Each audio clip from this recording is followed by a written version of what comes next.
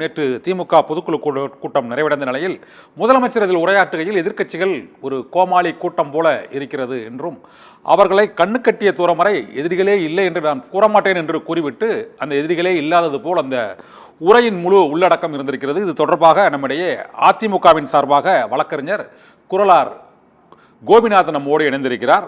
அதிமுகவின் செய்தி தொடர்பாளரும் வழக்கறிஞருமான குறளார் கோபிநாத்தோடு நம்மிடையே 3 முறை சட்டமன்ற உறுப்பினராக இருந்த திமுக தேர்தல் பணிக்குழு செயலாளர் புகழேந்தி அவர்கள் நம்மோடு இணைந்திருக்கிறார். இருவரிடமும் இந்த தமிழக தேர்தல் களம், திமுக அதிமுக பற்றி இருதரப்பிலும் தெரிவிக்கப்படும் கருத்துக்கள் உள்ளிட்ட பல்வேறு அம்சங்கள் தொடர்பாக விவாதிக்க இருக்கிறோம்.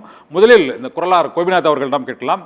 கோபிநாத் சார், நேற்று திமுக தலைவர் மு.க. ஸ்டாலின் பேசுகையில் கண்ணுக்கட்டிய தூரம் வரை திமுகவுக்கு எதிர்க்கட்சியாக இருக்கக்கூடிய அந்த கட்சிகள் இல்லை என்று கூறாவிட்டாலும் அவர்களுடைய எதிர்கொள்ள அவர்கள் எடுத்து வைக்கும் பிரச்சனைகள் திமுகவுக்கு எதிராக அவ்வளவு வலிமை இல்லாதது போல ஒரு தோற்றத்தை உருவாக்கி இருக்கிறது என்ற துணியில் அவர் பேசியிருக்கிறார். உண்மையிலேயே இது திமுக கூட்டணி கட்சிகளின் ஒரு அதீத நம்பிக்கையை காட்டுகிறதா, அல்லது அதிமுக கூட்டணியை பொறுத்தவரை அந்த கூட்டணியில் உள்ள அதிமுக கூட்டணியில் உள்ள தேமுதிக இருக்கட்டும், அதிமுக பாஜக கூட்டணியில் பாஜகவில் உள்ள பாட்டாளி மக்கள் கட்சியாக இருக்கட்டும், இந்த 2 கூட்டணி கட்சிகளுமே ஒரு குழப்பத்தில் நிலையற்ற தன்மையில் இருப்பதாக ஒரு பொதுவான விமர்சனம் இருக்கிறது. நீங்கள் அதிமுக கூட்டணிக்கு எதிராக அதிமுக கூட்டணி வலுவாக இருப்பதாக பார்க்கிறீர்களா சார்? வணக்கம்.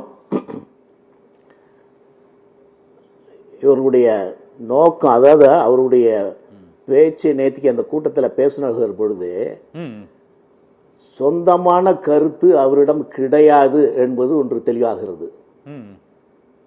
கண்ணு கெட்டுக்கிய தூரம் வரை எனக்கு எதிரிகளே தெரியவில்லை என்று புரட்சி தலைவி அம்மா அவர்கள் சொன்னார்கள், அதை நிரூபித்து காட்டினார்கள்.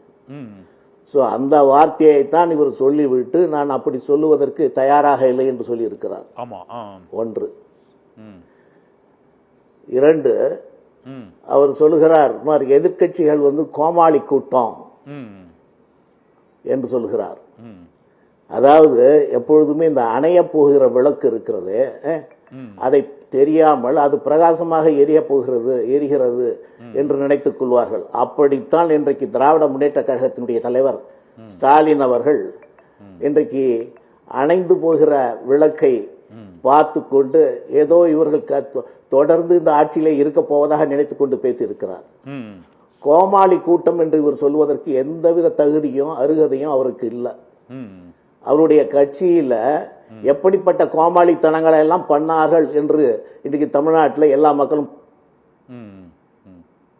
கருணாநிதியினுடைய சமாதிக்கு முன்னாடி போய் உட்கார்ந்து கொண்டு அங்கு வடையை வைத்து பஜனை செய்து திராவிட மாடல் கோமாளித்தனத்தை அவர்கள் காட்டினார்கள். அப்படிப்பட்ட இந்தியா எப்பொழுது சுதந்திரம் அடைந்தது என்று கேட்டால் செப்டம்பர் 27 என்று தன்னுடைய கோமாளித்தனத்தை அவர் காட்டினார். அது எப்ப சார்? அவருடைய மகன் உதய செப்டம்பர் 27 300,000 40,000 கூட்டினால் 94,000 என்கிற தன்னுடைய கோமாளித்தனத்தை காட்டினார். இப்படி தமிழக மக்களுக்கு தங்களுடைய கோமாளித்தனத்தை எல்லாம் காட்டியிருக்கிறார்கள். உண்மையிலே தமிழக மக்களுக்கு அவர்கள் என்ன செய்கிறார்கள் என்பதை தயவு செய்து எண்ணி பாருங்க.